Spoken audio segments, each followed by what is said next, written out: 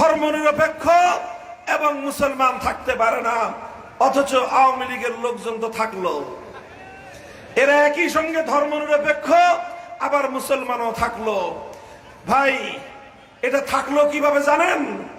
এটা থাকলো হলো, এই কথা পরিষ্কার, যারা একই সঙ্গে নিজেদেরকে মুসলমান বলে দাবি করে, আবার একই সঙ্গে মতবাদ হিসেবে ধর্মনিরপেক্ষ মতবাদের অনুসারী বলে যারা নিজেদেরকে পরিচয় দেয়, তাদের অবস্থা দুই অবস্থার যে কোনো এক অবস্থা। হয় তারা ধর্মনিরপেক্ষ মতবাদ এবং ইসলাম উভয়টাকে বুঝে শুনে এই কথা বলে। যদি বুঝে শুনে এই কথা বলে কেউ, ধর্মনিরপেক্ষ মতবাদকে যদি কেউ বুঝে শুনে গ্রহণ করে থাকে, স্পষ্ট কথা পরিষ্কার চ্যালেঞ্জ করে বলতে পারি, সে একটা কাট্টা বেঈমান এবং কাফের। আর যদি ধর্মনিরপেক্ষ মতবাদ না বুঝে শুনে এটার অনুসরণ করে থাকে, সেক্ষেত্রে বলতে হবে তার ইসলাম ঠিক আছে, ঈমান ঠিক আছে, তবে সে ধর্মনিরপেক্ষ মতবাদটাকে না বুঝে শুনে একটা মতবাদ অনুসরণ করার কারণে সে একটা গণ্ড মূর্খের। হয় যারা মুসলমান হয়ে রাষ্ট্র ব্যবস্থা ধর্মনিরপেক্ষ মতবাদের অনুসারী, তারা হয় বেঈমান না হয় গণ্ড মূর্খের দল। তৃতীয় অবস্থা হওয়ার কোনো সুযোগ নাই।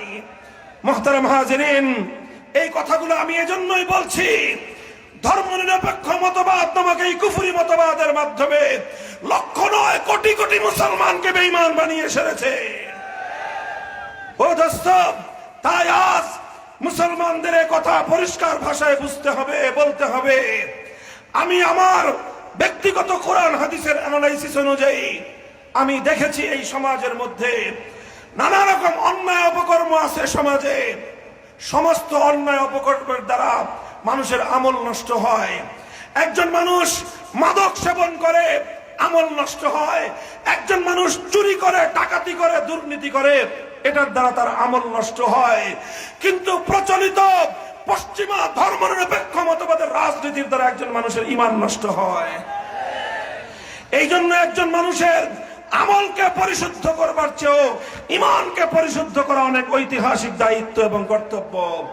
কাজে ইসলামের দৃষ্টিতে, আল্লাহর কোরআনের দৃষ্টিতে, কোরআনে কারীমের সূরাতুল হজ্জের 41 নম্বর আয়াতের ব্যাখ্যায় দায়িত্বহীন ভাষায় কথা বলা যায়, মুসলমান কোনদিন ধর্মনিরপেক্ষ হতে পারে না, মুসলমান কোনদিন সেকুলার হতে পারে না। ঐতিহাসিক ভাবেও, এটা তো বললাম আমি কোরআনের আলোকে, ইসলামের দৃষ্টিকোণ থেকে মুসলমানদের দেশে কোনদিন ধর্মনিরপেক্ষ মতবাদ চলতে পারে না। ঠিক ঐতিহাসিক ভাবেও মুসলমানদের এই দেশ, এই শাহজালাল, শাহ মাকদুম, খান জাহান আলীদের এই দেশে কোনদিন ধর্মনিরপেক্ষ মতবাদ চলতে পারে না, ঐতিহাসিক ভাবেই পারে না। বলবেন কোন ইতিহাসের রেফারেন্স আপনি দিচ্ছেন? আমি ইতিহাসের রেফারেন্স দিচ্ছি। আমরা জানি 190 বছর পর্যন্ত ব্রিটিশের আধিপত্যবাদের বিরুদ্ধে সংগ্রাম করে আমাদের এই দেশটা স্বাধীন হয়েছিল। 1947 সালে যখন দেশটা স্বাধীন হয়, তখন মুসলমান এবং হিন্দুদের মধ্যে একটা দ্বন্দ্ব দেখা দিয়েছিল, একটা মতপার্থক্য দেখা দিয়েছিল। সেই মতপার্থক্য হলো এই দেশটা চলবে কিভাবে। তখন সংখ্যাগরিষ্ঠ মুসলমান বলেছিল, আমরা এমন একটা ভূখণ্ড চাই, যেই ভূখণ্ডে আর কিছু হোক বা না হোক, সেই ভূখণ্ড অনেক বড় না হতে পারে, সেই দেশ, সেই ভূখণ্ড অর্থনৈতিকভাবে অনেক সমৃদ্ধ না হতে পারে, সেই ভূখণ্ড সামরিকভাবে অনেক শক্তিশালী না হতে পারে, কিন্তু মুসলমানদের সেই ভূখণ্ডে আর কিছু না থাকলেও সেই ভূখণ্ডে আইন চলবে, আল্লাহর আইন। সেই ভূখণ্ডের সংবিধান হবে আল্লাহর কোরআনের সংবিধান। হিন্দুরা বলেছিল না, আমরা এমন একটা দেশ চাই যেই দেশটা ধর্মনিরপেক্ষ মতবাদ অনুযায়ী পরিচালিত হবে। শেষ পর্যন্ত 47 সালে দেশ ভাগাভাগি হয়েছে। বৃহৎ ভাগ 16 আনার মধ্যে 12 আনা নিয়েছে হিন্দুরা, 4 আনা দিয়েছিল মুসলমানদেরকে। ভাগাভাগির সময় মুসলমানদের সঙ্গে বঞ্চনা করা হয়েছে, মুসলমানদের সঙ্গে বৈষম্যমূলক আচরণ করা হয়েছে, মুসলমানদেরকে তাদের ন্যায্য এবং প্রাপ্য অধিকার থেকে বঞ্চিত করা হয়েছে। আমরা মুসলমান, আমাদের পূর্বপুরুষরা সব বৈষম্য মেনে নিয়েছিল, সমস্ত বঞ্চনা মেনে নিয়েছিল, শুধু একটা স্বপ্ন নিয়ে, শুধু একটা তামান্না নিয়ে, শুধু একটা আকাঙ্ক্ষা নিয়ে। সেই আকাঙ্ক্ষা ছিল আর কিছু পাই বা না পাই, একটা দেশ পাবো, একটা ভূখণ্ড পাবো, যেই ভূখণ্ডে আমরা শাসিত হব আল্লাহর কোরআনের আইনের দ্বারা। শ্রদ্ধাভাজন আমার মুরব্বী সাহেবান, সমবেত ইসলাম প্রিয়, কোরআন প্রেমিক, নবী প্রেমিক, তাওহীদি মুসলমান ভাই ও বন্ধুগণ, আল্লাহ পাক রব্বুল আলামিনের দরবারে শুকরগুজারি আদায় করি যে মহান রব্বুল আলামিন আমাদেরকে আজকের এই মুবারক মজলিসে উলামায়ে কেরামের সাথে আল্লাহর দ্বীনের কথা, কোরআনের কথা আলোচনা করবার জন্য সমবেত হওয়ার তৌফিক দিয়েছেন। রব্বে করিমের দরবারে কালিমাতুশ শুকরের হাদিয়া পেশ করি আলহামদুলিল্লাহ। আমি আপনাদের সম্মুখে পবিত্র কোরআনে কারীমের সূরাতুল হজ্জের 41 নম্বর আয়াত খানা তেলাওয়াত করেছি। উল্লেখিত আয়াতের মধ্যে আল্লাহ পাক রব্বুল আলামিন যারা মুমিন এবং মুসলমান, যারা আল্লাহকে বিশ্বাস করে, আল্লাহর দ্বীনকে যারা বিশ্বাস করে, তাদের হাতে যদি রাষ্ট্র ক্ষমতা যায়, তারা যদি রাষ্ট্র ক্ষমতা পায়, তাহলে তারা কি কাজ করবে সেই দায়িত্বের কথা আল্লাহ কোরআনে পাকের মধ্যে উল্লেখ করেছেন। আল্লাহ বলছেন, আল্লাযীনা ইম্মাক্কান্নাহুম ফিল আরদি আকামুস সালাতা ওয়া আতাউয যাকাতা ওয়া আমারু বিল মা'রুফি ওয়া নাহাউ আনিল মুনকার। আল্লাহ বলছেন, মুসলমান ইমানদার বিশ্বাসী তো তারাই যাদেরকে আমি আল্লাহ যদি রাষ্ট্র ক্ষমতা দান করি, পৃথিবীতে যদি তারা কর্তৃত্ব লাভ করতে পারে, তাহলে তারা সেই রাষ্ট্র ক্ষমতা এবং সেই কর্তৃত্ব ব্যবহার করে কি করবে? আল্লাহ বলছেন যে তারা প্রধানত এবং প্রথমত তারা 4টি কাজ করবে। কয় কাজ? আপনারা কি আমার কথা শুনতেছেন না চতুর্দিকে শুধু হট্টগোল করতেছেন? কথা তো বুঝতে হবে। যদি ইমানদাররা রাষ্ট্র ক্ষমতা পায়, ক্ষমতায় যায়, তাহলে আল্লাহর কোরআন বলতেছে তারা প্রথমে 4টি কাজ করবে। কয় কাজ? কয় কাজ? পিছন দিয়ে কথা শুনতেছেন আপনারা? কয় কাজ করবে? 4 কাজ করবে। 1 নম্বর কাজের কথা আল্লাহ বলেছেন আকামুস সালাত। তারা সমাজে, রাষ্ট্রে, মুসলিম নাগরিকদের মধ্যে নামাজ কায়েম করবে। এটা হলো সরকারের প্রথম দায়িত্ব। যদি সরকার মুসলিম হয়, ইমানদার হয়, ক্ষমতাসীন যদি ইমানদার এবং মুসলমান হয়, তো ক্ষমতায় যাওয়ার পর তাদের সর্বপ্রথম কাজ হলো মুসলমানদের মধ্যে নামাজ কায়েম করবে। 2 নম্বর কাজ হলো ওয়া আতাউয যাকাত।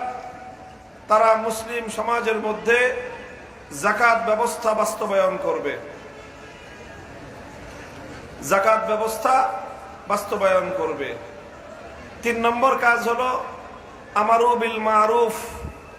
তারা ক্ষমতা ব্যবহার করে, শক্তি প্রয়োগ করে সমাজের মধ্যে তারা মানুষকে ন্যায় কাজ, ভালো কাজ, সৎ কাজ করবার আদেশ দিবে। 4 নম্বর কাজ হলো ওয়া নাহাউ আনিল মুনকার। তারা শক্তি প্রয়োগ করে, ক্ষমতা প্রয়োগ করে মানুষকে অন্যায় এবং শরীয়ত গর্হিত কার্যকলাপ থেকে নিষেধ করবে, বাধা দিবে।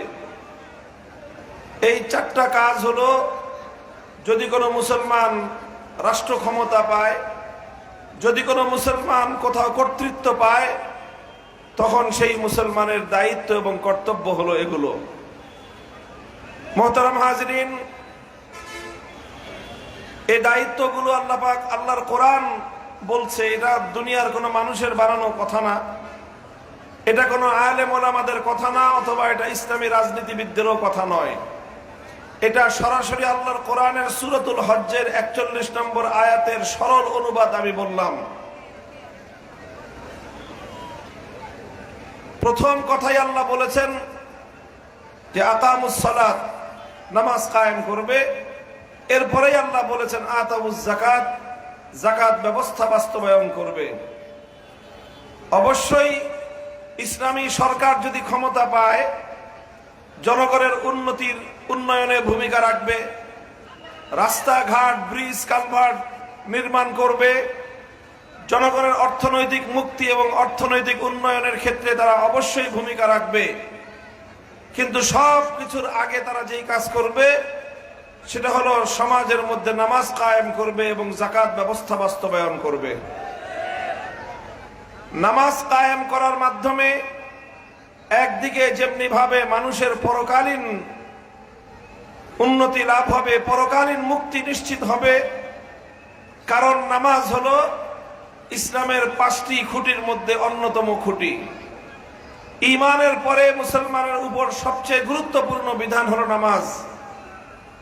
কাজেই যখন রাষ্ট্র এবং সরকার সরকারি ব্যবস্থাপনা দিয়ে গোটা জাতির মধ্যে নামাজের ব্যবস্থা কায়েম করবে, তখন জাতির আধ্যাত্মিক উন্নতি হবে এবং পরকালীন উন্নতি হবে। আলহামদুলিল্লাহ, এই পরকালীন উন্নতি, আখিরাতের উন্নতির মধ্য দিয়ে জনগণ এবং দেশের ইহকালীন উন্নতিও সাধন হবে। জনগণের এবং রাষ্ট্রের পার্থিব উন্নতিও সাধন হবে। কিভাবে হবে? কোরআনে কারীমের মধ্যে আল্লাহ পাক রব্বুল আলামিন নামাজের উপকারিতা বর্ণনা করতে গিয়ে আল্লাহ নিজেই বলেছেন, ইন্নাস সালাতা তানহা আনিল ফাহশাই ওয়াল মুনকার ওয়া লাযিকরুল্লাহি আকবার ওয়াল্লাহু ইয়ালামু মা তাসনাউন।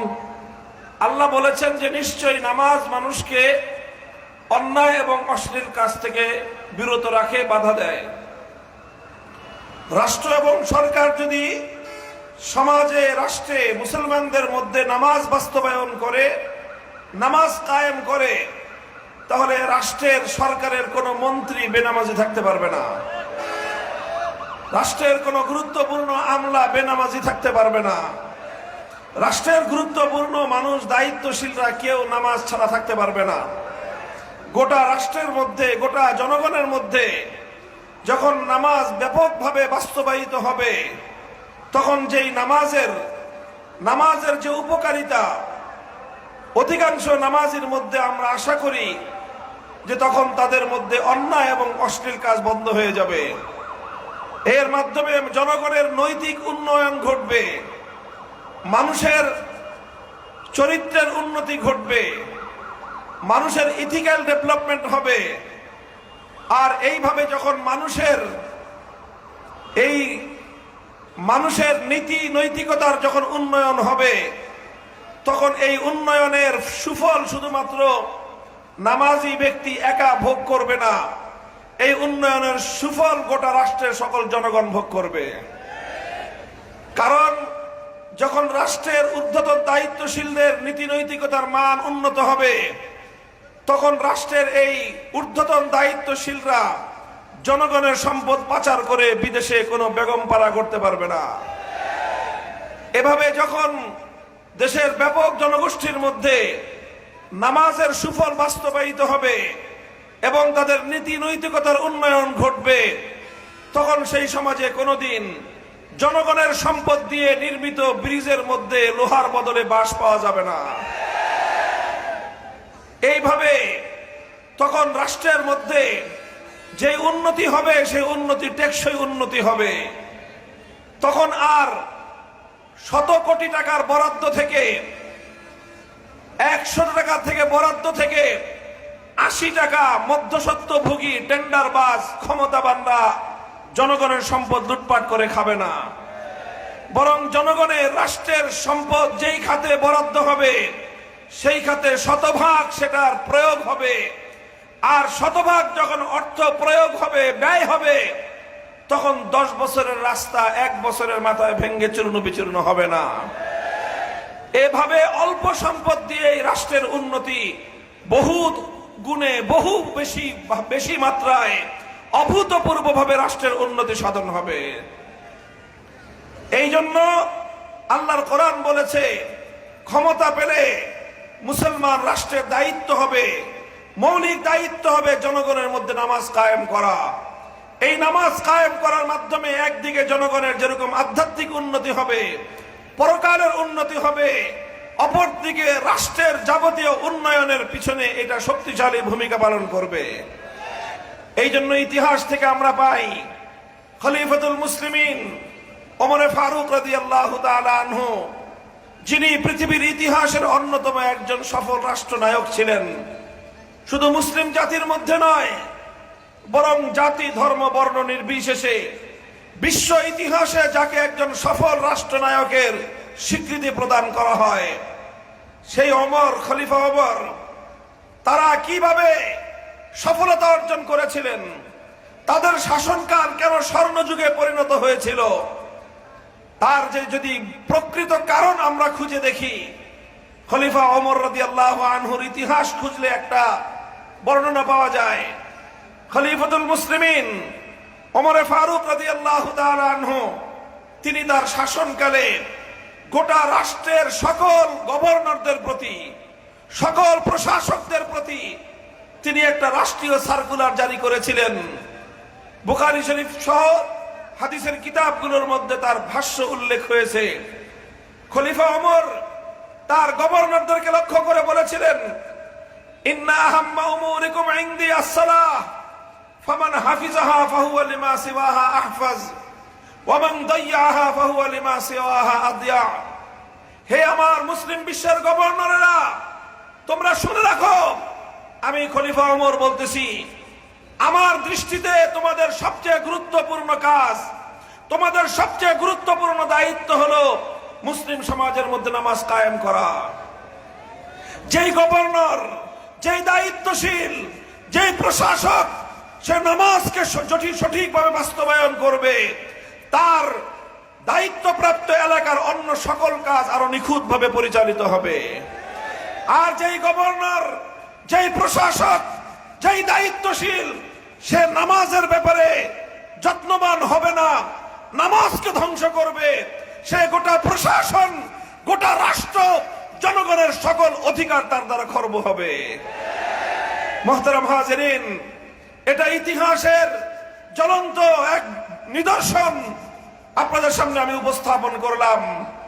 এই জন্য আমরা বিশ্বাস করি, মুসলমানরা যদি তাদের রাষ্ট্র ব্যবস্থার মধ্যে, রাষ্ট্রীয় ব্যবস্থাপনায়, সরকারি উদ্যোগে সমাজের মধ্যে নামাজ কায়েম করার উদ্যোগ গ্রহণ করে, গোটা জাতির নৈতিকতার উন্নয়ন হবে, আধ্যাত্মিকতার উন্নয়ন হবে। সে জাতি আর কোনোদিন দুর্নীতিগ্রস্ত হতে পারে না। দুর্নীতি শুধু মন্ত্রীরা করে না, দুর্নীতি শুধু আমলারা করে না। বর্তমান প্রচলিত রাজনৈতিক ব্যবস্থায়, বর্তমান প্রচলিত সমাজ ব্যবস্থায়, বর্তমান প্রচলিত শাসন ব্যবস্থায় টপ টু বটম, মাথা থেকে পা পর্যন্ত সর্বস্তরে দুর্নীতিতে ছেয়ে গেছে। ছোট্ট একটা কথা বুঝাই, লক্ষ্য করে দেখবেন, বর্তমান যে প্রচলিত রাজনৈতিক বন্দোবস্তের মধ্য দিয়ে আমরা পরিচালিত হচ্ছি, এই রাজনীতিতে যারা নেতৃত্ব দেয়, যারা রাজনীতি করে সমাজে, লক্ষ্য করে দেখবেন প্রত্যেকটা রাজনৈতিক নেতার, চাই সে জেলা পর্যায়ের হোক, থানা পর্যায়ের হোক, উপজেলা পর্যায়ের হোক, এমনকি ইউনিয়ন এবং ওয়ার্ড পর্যায়ের হোক, প্রত্যেকজন নেতাকে কিছু ছেলে পেলে পালতে হয়। বলেন, এমন কোন নেতা আছে যে ছেলে পেলে পালে না? আমরা এই সমাজে বসবাস করি, আমরা এই সমাজের বর্তমান প্রজন্মের লোক, এবং সবকিছু আমরা দেখি। আমাদেরকে ভুগিচুগি বুঝে দেওয়া এত সহজ না। এই সমাজে প্রত্যেকটা এলাকায় আছে এরকম প্রচুর পরিমাণ যুবক, কর্মঠ, উদ্যমী, সাহসী, সুস্থ সবল যুবক। তার কোনো প্রফেশন নাই, কোনো চাকরি করে না, কোনো ব্যবসা করে না, তার কোনো প্রফেশন এবং তার কর্মজীবন বলতে কিছুই নাই, তার কোনো পেশা নাই। যদি জিজ্ঞাসা করে কি করো, কয় ভাইয়ের সাথে থাকি। বলেন, এই সকল যুবকদের তার প্রফেশন কি? ভাইয়ের সাথে থাকা। তো তো ভাইয়ের সাথে থাকো, তোর সংসার চলে কিভাবে? ভাই চালায়। সংসার চলে কিভাবে? ভাই চালায়। খরচ চলে কিভাবে? ভাই চালায়। তার সকল দায় দায়িত্ব তার ভাই বহন করে। প্রশ্ন হলো, এই ভাই এত টাকা পায় কোথায়? এখানে এই সরিষার মধ্যে ভূত রয়েছে। এই সরিষার ভূত যতদিন না তাড়াবেন এই সমাজ সংশোধন হবে না। আমাদেরকে বলেন, ক্ষিপ্ত হয় যে হুজুররা রাজনীতি নিয়ে কথা বলেন কেন? আমরা রাজনীতি নিয়ে কেন কথা বলি? কারণ রাজনীতির সরিষার মধ্যে ভূত রয়েছে। এই ভূত তাড়ানো ছাড়া আমি যতই সংশোধন করি না কেন, আমি যতই ওয়াজ করি না কেন, 2-4 বিচ্ছিন্ন মানুষের সংশোধন হতে পারে, সমাজ এবং রাষ্ট্রের সংশোধন সম্ভব নয়। কূপের মধ্যে ইন্দুর মরছে, ইন্দুরকে যদি কূপের মধ্যে রেখে বালতির পর বালতি পানি ফেলান, এই কূপ কোনোদিন পাক হবে? আগে সর্বপ্রথম মরা ইন্দুর ফেলতে হবে, তারপরে 20 বালতি পানি উঠালে কূপ পাক হয়ে যাবে। এই যে এইভাবে আমাদের সমাজ ব্যবস্থায় প্রচলিত পশ্চিমা জাহিলিয়াতের বুর্জোয়া রাজনীতি, পুঁজিবাদী রাজনীতি আমার সমাজের এরকম কর্মঠ তাগড়া তাগড়া যুবকদের মধ্যে বিরাট একটা অংশকে তারা এই সকল রাজনৈতিক নেতাদের লাঠিয়াল বাহিনী হিসেবে ব্যবহার করা হয়। এইভাবে এক একজন রাজনৈতিক নেতা যতদিন ক্ষমতার বাইরে থাকে তার এই গুন্ডা বাহিনী, লাঠিয়াল বাহিনী পালতে থাকে। কিসের আশায়?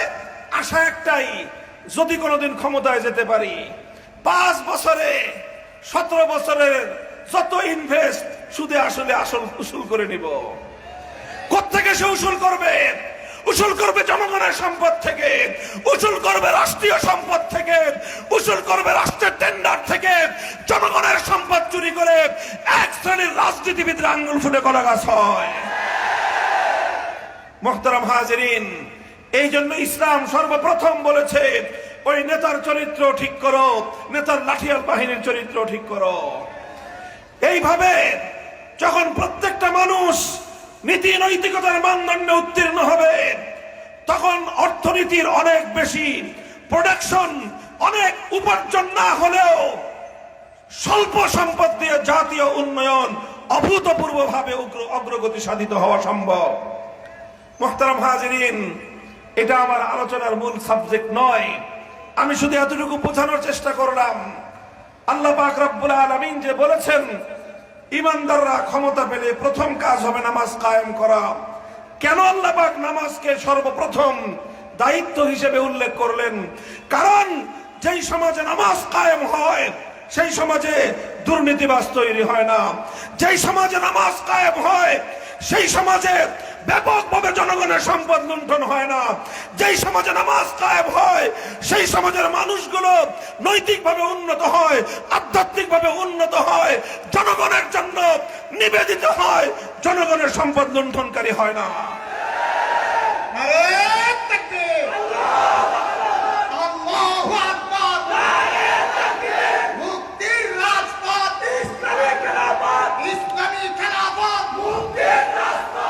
মুহতারাম হাজিরিন, আল্লাহ পাক বলেছেন দ্বিতীয় বিধান, দ্বিতীয় যেই কাজ হবে রাষ্ট্র এবং সরকারের, ওয়া আতাউজ যাকাত, যাকাত ব্যবস্থা বাস্তবায়ন করবে। যাকাত ব্যবস্থা যদি বাস্তবায়ন হয়, আল্লাহর পয়গম্বরের হাদিসের মধ্যে যাকাত ব্যবস্থা সম্পর্কে আল্লাহর নবী বলেছেন, তুখাযু মিন আগনিয়াইহিম ওয়া তুরাদ্দু আলা ফুকারাইহিম। যাকাত ব্যবস্থা হলো সমাজের মধ্যে অর্থনৈতিক ভারসাম্য তৈরি করার একটা ব্যবস্থা, যেন সমাজের মধ্যে মানুষের মধ্যে ভারসাম্যহীনতা সৃষ্টি না হয়। এক শ্রেণীর মানুষ সম্পদের পাহাড় গড়বে, আরেক শ্রেণীর মানুষ দারিদ্র্য সীমার নিচে বসবাস করবে। যাকাত ব্যবস্থা বাস্তবায়ন হলে কশ্চিনকালেও এই ভারসাম্যহীন অর্থ ব্যবস্থা প্রতিষ্ঠা হতে পারে না। আমরা আল্লাহর কোরআনকে সামনে রেখে ইসলামের যাকাত ব্যবস্থার উপর আস্থা রেখে দ্ব্যর্থহীন ভাষায় চ্যালেঞ্জ করে বলতে পারি, কোন রাষ্ট্র এবং সমাজের মধ্যে যদি রাষ্ট্রীয়ভাবে, সরকারিভাবে, যথাযথভাবে যদি যাকাত ব্যবস্থা বাস্তবায়ন করা হয়, সেই সমাজে দারিদ্র বলতে কোনো কিছু থাকতে পারে না। মুহতারাম হাজিরিন, এই যে নামাজ এবং যাকাত, এই সকল ব্যবস্থা যথাযথভাবে বাস্তবায়ন করা, এটা সরকার এবং রাষ্ট্রের অন্যতম গুরুত্বপূর্ণ দায়িত্ব। এবার আপনারা আমার কাছে একটা প্রশ্নের জবাব দিবেন বুঝে শুনে। আপনারা কি আমার কথা সবাই বুঝতেছেন? কারা কারা বুঝতেছেন হাত তুলেন দেখি। মাশাআল্লাহ, হাত নামান।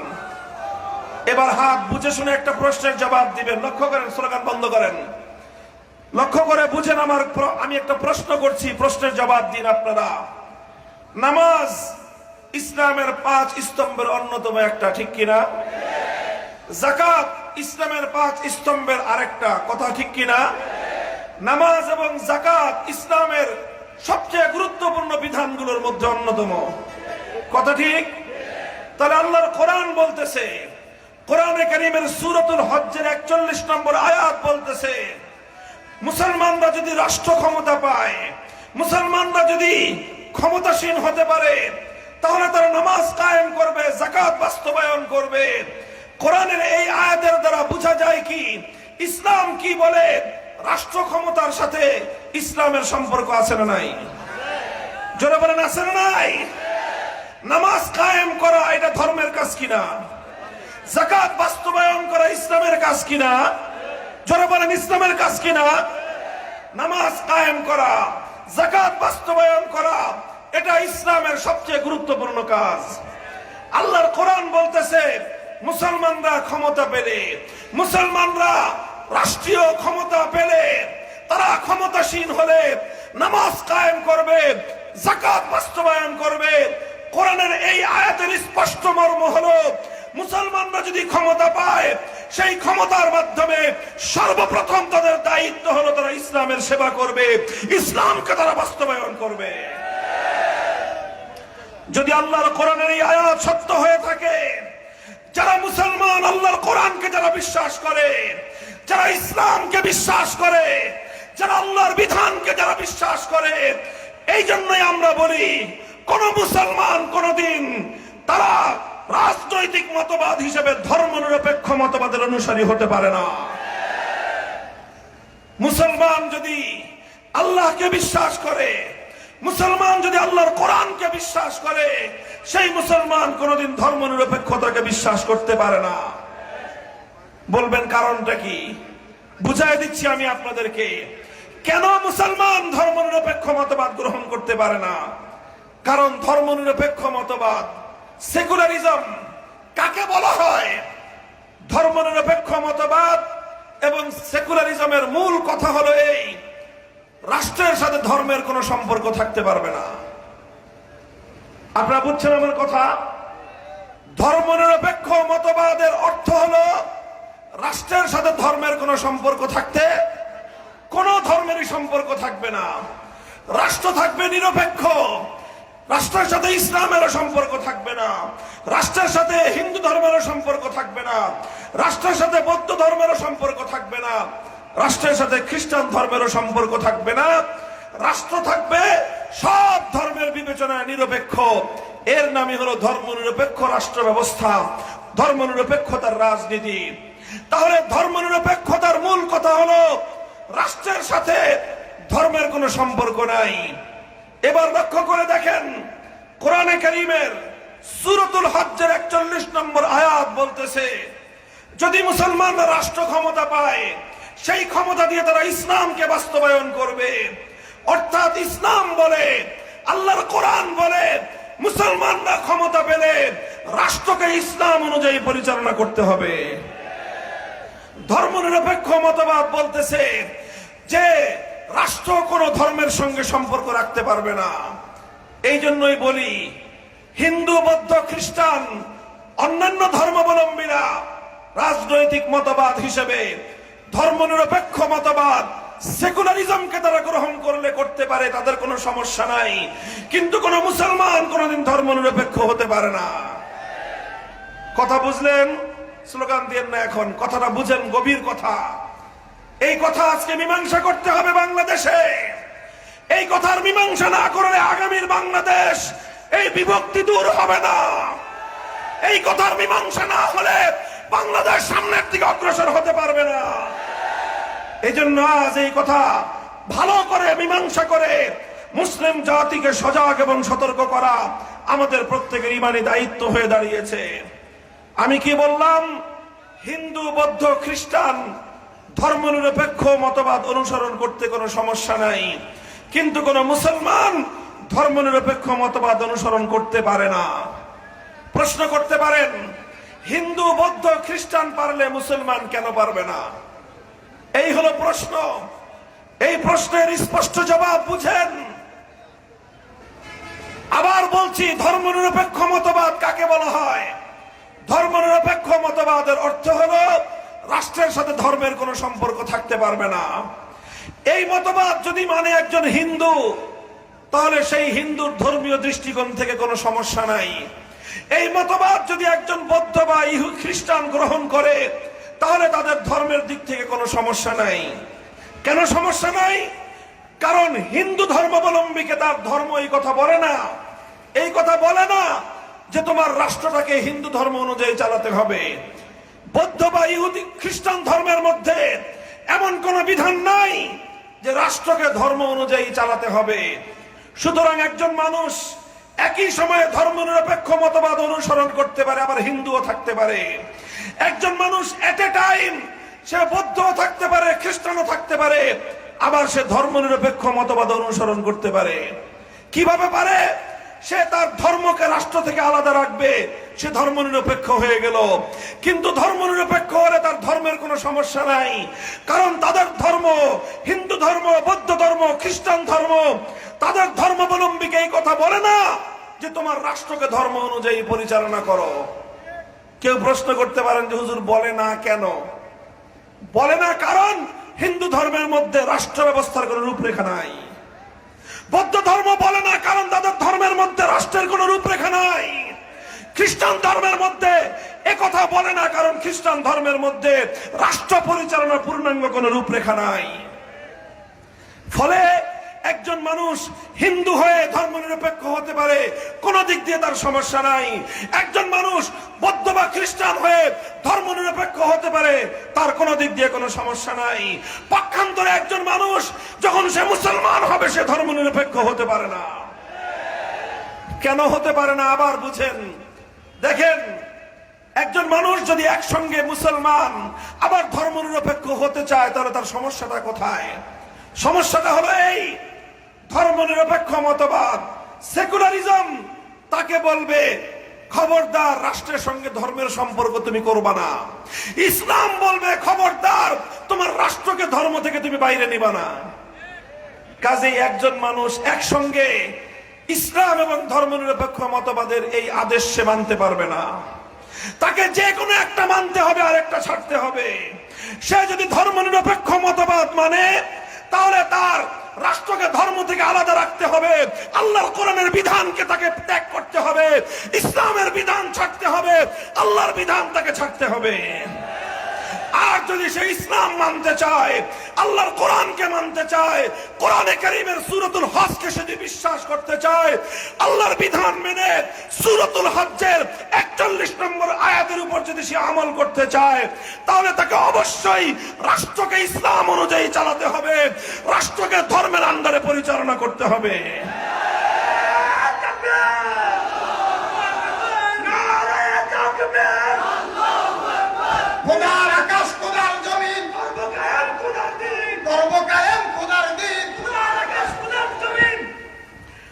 মুহতারাম হাজিরিন, এই কথা দিবালোকের ন্যায় পরিষ্কার। যেমনি ভাবে দক্ষিণ দিকে গামী আর উত্তর দিকে গামী, দুদিকগামী দুটো নৌকায় যেমন একজন মানুষ একসঙ্গে দুই পা দিতে পারে না। কথা বলেন ঠিক না বেঠিক? ঠিক তদ্রূপ তুমি হয় তোমার রাষ্ট্রকে ধর্ম অনুযায়ী চালাবা, তোমার রাষ্ট্রকে ইসলাম অনুযায়ী চালাবা, তাহলে তুমি কোরআনের বিধান মানলা। আর না হয় তুমি রাষ্ট্রকে ধর্ম থেকে বিচ্ছিন্ন করে ধর্মনিরপেক্ষ মতবাদ মানবা। যে কোনো একটা মানলে আরেকটা ছাড়তে হবে, একটা ছাড়লে আরেকটা মানতে হবে। কাজেই তখন তোমার সামনে প্রশ্ন এসে দাঁড়াবে, তুমি ইমানদার হয়ে ইসলাম মেনে মুসলমান থাকতে চাও, না তুমি ধর্মনিরপেক্ষ মতবাদ মেনে ধর্মনিরপেক্ষ বেঈমান হতে চাও?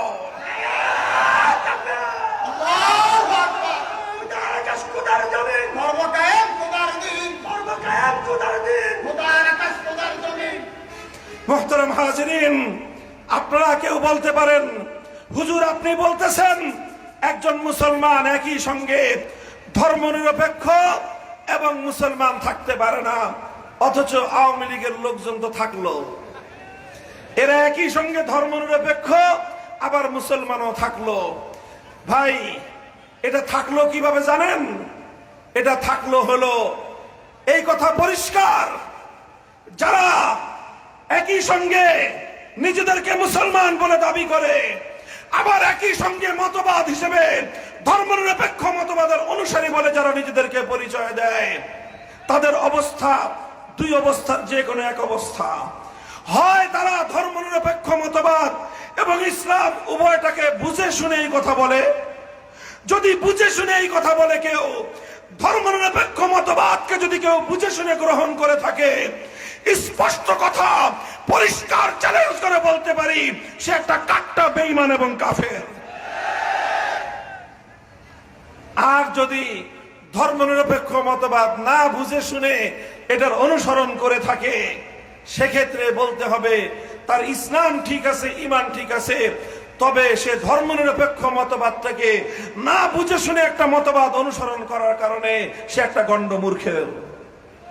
হয় যারা মুসলমান হয়ে রাষ্ট্র ব্যবস্থা ধর্মনিরপেক্ষ মতবাদের অনুসারী, তারা হয় বেঈমান না হয় গণ্ডমূর্খের দল। তৃতীয় অবস্থা হওয়ার কোনো সুযোগ নাই। মুহতারাম হাজিরিন, এই কথাগুলো আমি এজন্যই বলছি, ধর্মনিরপেক্ষ মতবাদ নামক এই কুফরি মতবাদের মাধ্যমে লক্ষ নয় কোটি কোটি মুসলমানকে বেঈমান বানিয়ে সেরেছে। ও দোস্ত, তাই আজ মুসলমানদের কথা পরিষ্কার ভাষায় বুঝতে হবে, বলতে হবে। আমি আমার ব্যক্তিগত কোরআন হাদিসের অ্যানালাইসিস অনুযায়ী আমি দেখেছি এই সমাজের মধ্যে নানা রকম অন্যায় অপকর্ম আছে সমাজে। সমস্ত অন্যায় অপকর্মের দ্বারা মানুষের আমল নষ্ট হয়। একজন মানুষ মাদক সেবন করে, আমল নষ্ট হয়। একজন মানুষ চুরি করে, ডাকাতি করে, দুর্নীতি করে, এটার দ্বারা তার আমল নষ্ট হয়। কিন্তু প্রচলিত পশ্চিমা ধর্মনিরপেক্ষ মতবাদের রাজনীতির দ্বারা একজন মানুষের ঈমান নষ্ট হয়। এই জন্য একজন মানুষের আমলকে পরিশুদ্ধ করবার চেয়েও ঈমানকে পরিশুদ্ধ করা অনেক ঐতিহাসিক দায়িত্ব এবং কর্তব্য। কাজে ইসলামের দৃষ্টিতে, আল্লাহর কোরআনের দৃষ্টিতে, কোরআনে কারীমের সূরাতুল হজ্জের 41 নম্বর আয়াতের ব্যাখ্যায় দায়িত্বহীন ভাষায় কথা বলা যায়, মুসলমান কোনদিন ধর্মনিরপেক্ষ হতে পারে না, মুসলমান কোনদিন সেকুলার হতে পারে না। ঐতিহাসিক ভাবেও এটা তো বললাম আমি কোরআনের আলোকে, ইসলামের দৃষ্টিকোণ থেকে মুসলমানদের দেশে কোনদিন ধর্মনিরপেক্ষ মতবাদ চলতে পারে না। ঠিক ঐতিহাসিক ভাবেও মুসলমানদের এই দেশ, এই শাহজালাল, শাহ মাকদুম, খান জাহান আলীদের এই দেশে কোনদিন ধর্মনিরপেক্ষ মতবাদ চলতে পারে না, ঐতিহাসিক ভাবেই পারে না। বলবেন কোন ইতিহাসের রেফারেন্স আপনি দিচ্ছেন? আমি ইতিহাসের রেফারেন্স দিচ্ছি। আমরা জানি 190 বছর পর্যন্ত ব্রিটিশের আধিপত্যবাদের বিরুদ্ধে সংগ্রাম করে আমাদের এই দেশটা স্বাধীন হয়েছিল। 1947 সালে যখন দেশটা স্বাধীন হয়, তখন মুসলমান এবং হিন্দুদের মধ্যে একটা দ্বন্দ্ব দেখা দিয়েছিল, একটা মতপার্থক্য দেখা দিয়েছিল। সেই মতপার্থক্য হলো এই দেশটা চলবে কিভাবে। তখন সংখ্যাগরিষ্ঠ মুসলমান বলেছিল, আমরা এমন একটা ভূখণ্ড চাই যেই ভূখণ্ডে আর কিছু হোক বা না হোক, সেই ভূখণ্ড অনেক বড় না হতে পারে, সেই দেশ, সেই ভূখণ্ড অর্থনৈতিক ভাবে অনেক সমৃদ্ধ না হতে পারে, সেই ভূখণ্ড সামরিক ভাবে অনেক শক্তিশালী না হতে পারে, কিন্তু মুসলমানদের সেই ভূখণ্ডে আর কিছু না থাকলেও সেই ভূখণ্ডে আইন চলবে আল্লাহর আইন, সেই ভূখণ্ডের সংবিধান হবে আল্লাহর কোরআনের সংবিধান। হিন্দুরা বলেছিল না, আমরা এমন একটা দেশ চাই যেই দেশটা ধর্মনিরপেক্ষ মতবাদ অনুযায়ী পরিচালিত হবে। শেষ পর্যন্ত 47 সালে দেশ ভাগাভাগি হয়েছে। বৃহৎ ভাগ 16 আনার মধ্যে 12 আনা নিয়েছে হিন্দুরা, 4 আনা দিয়েছিল মুসলমানদেরকে। ভাগাভাগির সময় মুসলমানদের সঙ্গে বঞ্চনা করা হয়েছে, মুসলমানদের সঙ্গে বৈষম্যমূলক আচরণ করা হয়েছে, মুসলমানদেরকে তাদের ন্যায্য এবং প্রাপ্য অধিকার থেকে বঞ্চিত করা হয়েছে। আমরা মুসলমান, আমাদের পূর্বপুরুষরা সব বৈষম্য মেনে নিয়েছিল, সমস্ত বঞ্চনা মেনে নিয়েছিল, শুধু একটা স্বপ্ন নিয়ে, শুধু একটা তামান্না নিয়ে, শুধু একটা আকাঙ্ক্ষা নিয়ে। সেই আকাঙ্ক্ষা ছিল আর কিছু পাই বা না পাই, একটা দেশ পাবো, একটা ভূখণ্ড পাবো, যেই ভূখণ্ডে আমরা শাসিত হব আল্লাহর কোরআনের আইনের দ্বারা। মুহতারাম হাজিরিন, এভাবেই 47 সালে দেশটা ভাগ হয়েছিল। সেই দেশ ভাগ করে ইসলামী রাষ্ট্র গঠন করবার জন্য গোটা ভারতবর্ষে সবচেয়ে বেশি ত্যাগ আর কোরবানি স্বীকার করেছিল বাংলাদেশের মুসলমানেরা। কিন্তু দুঃখ এবং পরিতাপের বিষয়, 24 বছর পর্যন্ত পশ্চিম পাকিস্তানের স্বৈর শাসকরা আল্লাহর জমিনে কোরআনের বিধান বাস্তবায়ন না করে তারা যেমনি ভাবে আল্লাহর সঙ্গে বেঈমানি করেছে, আল্লাহর সঙ্গে গাদ্দারি করেছে, মুসলমানদের সঙ্গে তারা বিশ্বাসঘাতকতা করেছিল। এজন্যই 71 সালে পাকিস্তান ভেঙ্গে টুকরো হয়ে গিয়েছে, বাংলাদেশ স্বাধীন হয়েছে। কিন্তু বিগত 53 বছর পর্যন্ত সেই 47 সালের ভাগ অনুযায়ী যারা ধর্মনিরপেক্ষ মতবাদ মানবে তাদের দেশ হলো ভারত, আর যারা মুসলমানদের ভূখণ্ড এই বাংলাদেশে থাকতে চায় তাদের দাবি ছিল, তাদের আকাঙ্ক্ষা ছিল, তাদের ভাগে পড়েছিল এমন একটা ভূখণ্ড যেই ভূখণ্ডে আইন চলবে ইসলামী শরীয়তের, যেই ভূখণ্ডে আইন চলবে আল্লাহর কোরআনের, যেই ভূখণ্ডে সংবিধান হবে আল্লাহর কোরআনের। মুহতারাম হাজিরিন, কিন্তু দুঃখ এবং পরিতাপের বিষয়, 71 সালে মুক্তিযুদ্ধে বিজয় অর্জন করার পরে 71 সালে যারা মুক্তিযুদ্ধে নেতৃত্ব দিয়েছিলেন সেই আওয়ামী লীগের নেতা শেখ মুজিবুর রহমান সাহেব, তিনি যখন পাকিস্তান থেকে ছাড়া পেয়ে লন্ডন হয়ে দেশে ফিরে আসবেন তখন তাকে দেশে ফিরতে দেওয়া হয় নাই। বাংলাদেশে আসার আগে তাকে নয়াদিল্লিতে তার প্লেন ল্যান্ড করতে বাধ্য করা হয়েছে।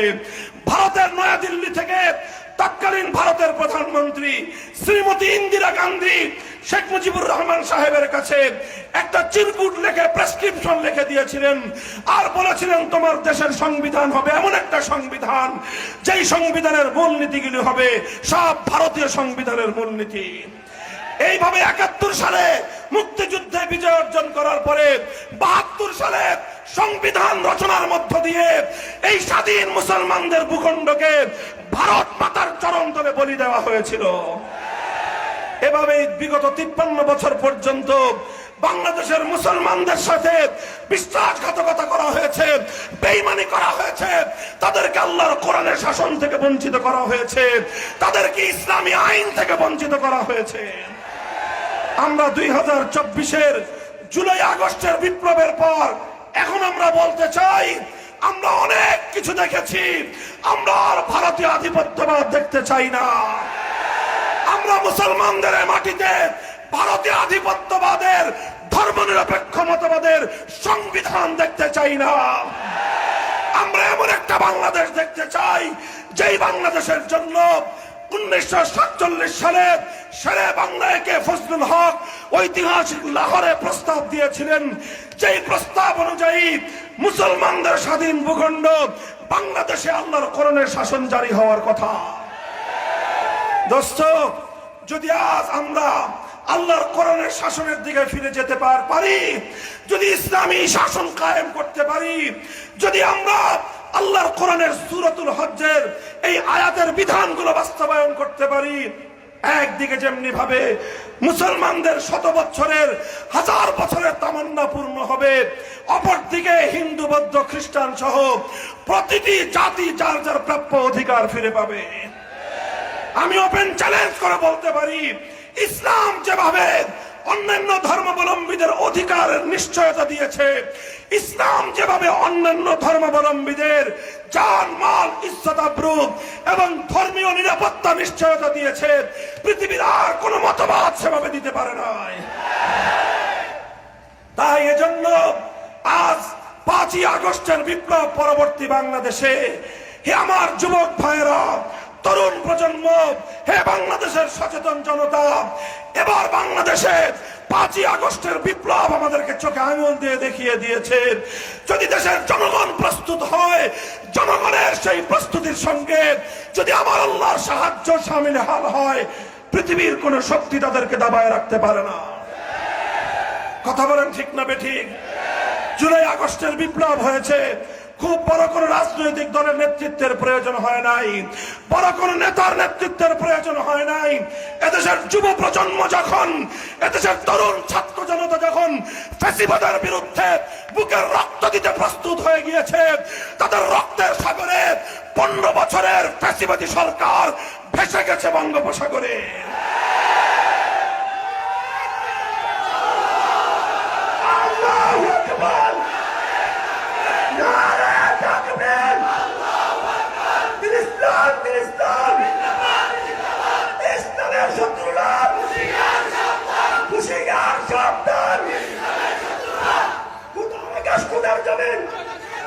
মোহতারাম হাজিরিন, আমরা পরিষ্কার ভাষায় বলতে চাই, 5ই আগস্ট যে বিপ্লব হয়েছে, এই বিপ্লব যদিও পূর্ণাঙ্গ ইসলামী বিপ্লব ছিল না, তবে এই বিপ্লব ইসলামী বিপ্লবের পূর্বাভাস। যেমনি ভাবে সূর্য উদয়ের আগে পূর্ব দিগন্তের সুবহে সাদেকের উদয় ঘটে, আগামীর বাংলাদেশে ইসলামী বিপ্লব আসছে। 5ই আগস্টের বিপ্লব ছিল ইসলামী বিপ্লবের পূর্বাভাস। 5ই আগস্ট দুপুর বেলার 1 ঘন্টায় টেকনাফ থেকে তেঁতুলিয়ায় তাওহীদবাদী বিপ্লবীরা ভাস্কর্য নামক সমস্ত মূর্তি মুসলমানদের জনপদ থেকে ভেঙে গুড়িয়ে দিয়েছে। অথচ কোন হিন্দুদের প্রতিমায়, কোন হিন্দুদের মন্দিরে, কোন হিন্দুদের মূর্তির গায়ে একটা ফুলের টোকাও দেয় নাই।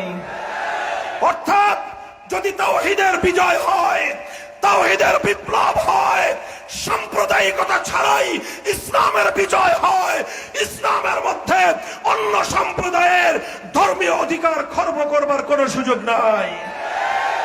সংগ্রামী সাথী ও বন্ধুগণ, এই সব দৃষ্টিকোণ থেকে আল্লাহর কোরআনের আলোকে, ইতিহাসের আলোকে, ভাগ বাটোয়ারার হিস্সা অনুযায়ী আমি আজ বাংলাদেশে স্পষ্ট ভাষায় দাবি তুলতে চাই। প্রথম কথা হলো, এই ধর্মনিরপেক্ষ মতবাদ নামক, অর্থাৎ রাষ্ট্র থেকে ধর্মকে বিচ্ছিন্ন করবার এই ভারতীয় এজেন্ডা মুসলমানদের বাংলাদেশে চলতে পারে না, আমরা আর চলতে দেব না।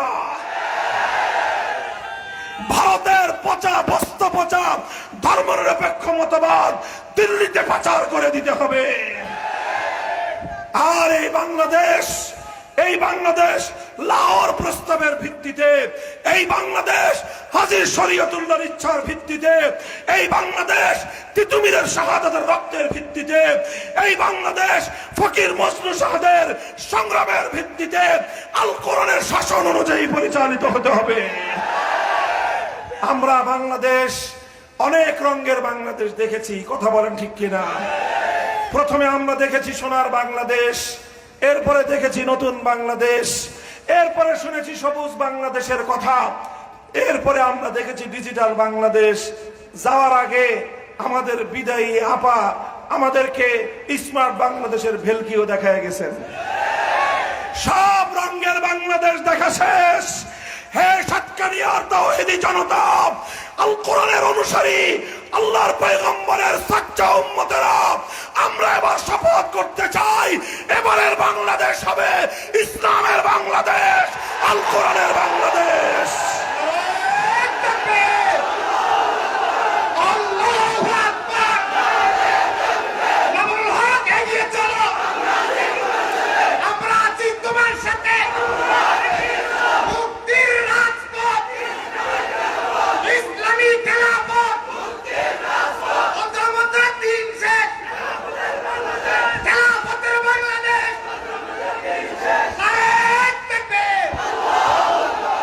বসেন, এই ইসলামের বাংলাদেশ, খেলাফতের বাংলাদেশ গড়বার জন্য প্রস্তুত আছেন তো?